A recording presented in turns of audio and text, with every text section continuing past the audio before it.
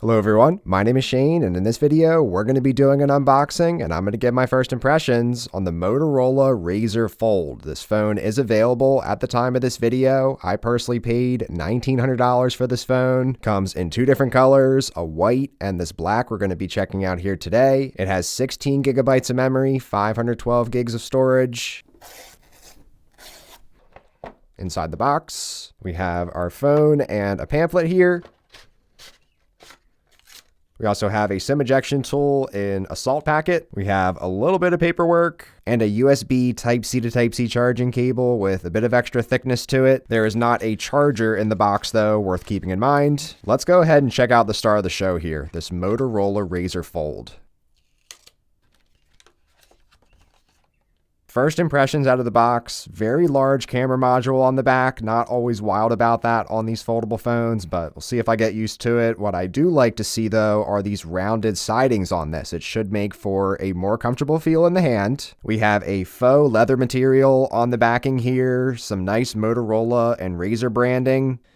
And doing our first open and closes here, I can immediately tell this is a way easier device to open compared to my Fold 7. Samsung's foldable slimmed down significantly last generation, but it is actually pretty difficult to open and close this because it got so thin. We just have these flat sidings here on this Razr here. You can see it's a little bit just indented, which actually helps a lot to open it up. I can immediately tell that difference, and it's a really smooth sounding and feeling opening and closing experience here. Taking a physical tour. On the right, we have our volume rockers. We have a power button with a fingerprint sensor built in. Absolutely love getting into my phone this way. And then also we have an AI key here. On the top, we have two of our mics, one of our two speakers, and another look at that camera module sticking out here. It kind of warps itself into the phone with this backing material on it. And then on the bottom, we have our other speaker, our Type-C port capable of up to 80-watt charging, and our SIM tray, which in here there is room for just one physical SIM card, no micro SD expansion on this. And looking at our hinge on the left here, it is very similar looking and feeling to my Fold 7 over here on the left. Doing a weight check here on the Razr Fold, 244 grams, and the Fold 7 for a point of comparison coming in at around 217 grams. It actually is a noticeable amount lighter. Power button and fingerprint sensor position maybe a little higher than I would like, but I'll probably get used to that. And now taking our first look at the 6.6-inch outer display. We have a foldable phone with a more conventional outer screen aspect ratio, and there's also an 8.1 inner display. Both of these looking really nice initially. Having this opened up, I'm not noticing that little bit of extra weight as much. We have a really slim and light package here considering the screen size we're getting on this. And I'm happy to report that this larger camera, it's not really getting in the way of holding the phone, which might sound silly, but on my OnePlus foldable phone, for example, every time I would use this device, I'm running up against this really large and sticking out camera module, and also wobble on this on surfaces really doesn't even seem to be that bad. That's something that has kind of plagued these Samsung Folds. A lot of wobble on this device on the table. Razr Fold here, no wobbles whatsoever. Taking a proper first look at the 8.1-inch inner display, the 6.6-inch display on the outside, a smooth 120 Hz refresh rate on this inner display, and on the outer display, we actually have a faster 165 Hz refresh rate display. Has a nice rounded feel in the hand. Again, if you compare this to the Fold 7 with much more squared off corners, you definitely felt the boxier nature of this device. And it's been about a week now since I first started using this Motorola Razr Fold. I'm definitely ready to share some of my first impressions with you guys on this very impressive device. So first, biometrics getting into the phone. We have the side-mounted fingerprint scanner. Gets me into the phone every single time without a problem. There is also face recognition on this, which works really well. It has a feature where you just lift up the phone and it's going to use the Face ID to get you in right away. I'll show this. So you just pick it up, and by the time you look at it, it goes ahead and unlocks. This also works on the internal display.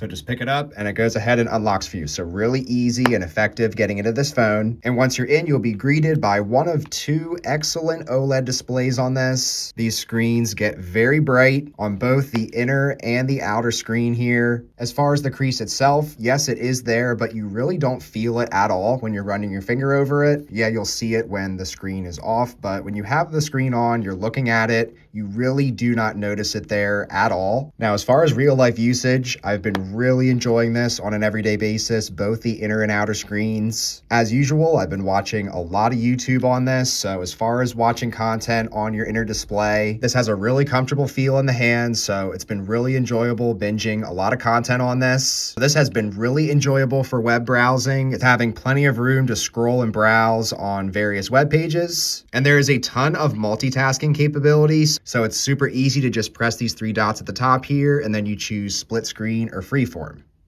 And then this can be moved anywhere on your screen. You can do this with pretty much as many apps as you want to. Hit those dots, freeform. You can see really easy to open a bunch of these up. And if you want to go back to full screen, just drag in the corner and it'll give you the full screen back. As far as your split screen experience on this, let's give that a try. So you just have to grab your other app and then it's going to go ahead, open it up. Some very smooth software here in my initial usage. So great looking multitasking experience here. Now, what makes this foldable unique in addition to the higher end cameras, the faster charging? We have official stylus support on this Razr Fold. I'm super excited for this. This is the Moto Pen Ultra. It is unfortunately a separate purchase at $100, but I think if you're getting this phone already for the price it is, this is a well worthwhile accessory to go along with it. So it comes with a really nice premium feeling charging case here.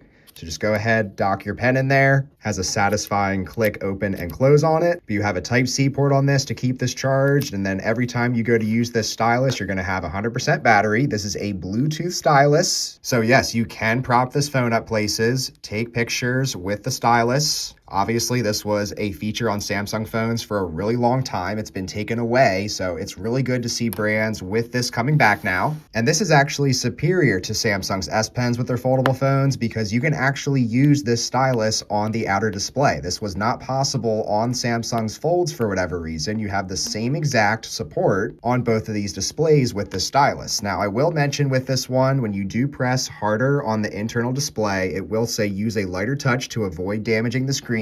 This is actually a pretty firm tip on this considering it's a foldable flexible inner display, but this stylus has been really enjoyable to use in my last couple of days of usage, and I've also really enjoyed using the stylus doing some of my initial gaming testing. Taking a look at some old school RuneScape, really happy to have the stylus alongside this where you need a lot of precise inputs. You can really easily switch from the inner and outer displays. So if I have this game open and running, I can go ahead, close the phone, and just continue on the outer display without any sort of interruptions. If you want to just prop this up on the side of your desk or something, there is functionality to go ahead, prop up this phone while it's closed, and then you have a built-in stand basically. Quickly touching on the performance side of this phone, it comes packed with a Snapdragon 8 Gen 5 processor, not to be confused with the Snapdragon 8 Elite Gen 5 processor. This one on paper does have about 20 to 30% less performance, but in my average light usage, I've had absolutely zero issues with performance on this device. Now let's go ahead and do a speaker test on the Razr Fold. I have a dual speaker setup on this.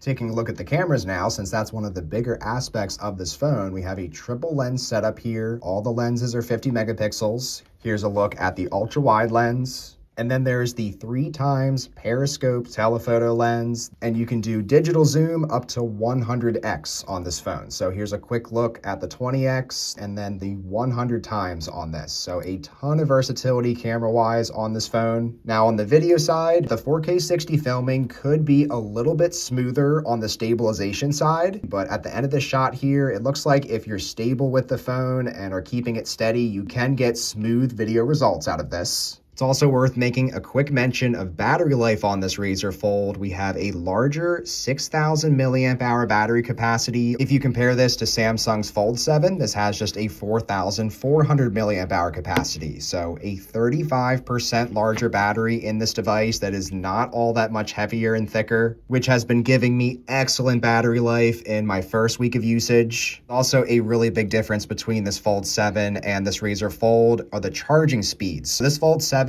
only has 25 watt wired charging, whereas this Razr Fold, it has up to 80 watt wired charging. Taking a look at my first charging test, you are going to need a specific charger in order to get the full 80 watts. I was able to still get a relatively quick charge. I was at 46% in 20 minutes, 70% in a little over 30 minutes, 90% in 45 minutes, and I'm at a full 100% charge in about 53 minutes. So I think it goes without saying that initially I am super impressed with this Razr Fold 2026. This is an extremely impressive foldable phone from Motorola. It's coming in at the same price as the Samsung Fold 7 while offering similar, if not superior features in a lot of areas, whether it's larger displays or just the fact that it is so much easier to open up this Razr Fold. We have a far superior ultra-wide lens and periscope telephoto lens on this, and a really nice feel material on the back and nice premium feeling finish overall here. I am definitely going to be using this Motorola Razr Fold more, but I'll be curious to hear your thoughts on it in the comments below. Be sure to give a like on your way out. Thanks so much for watching. Take care.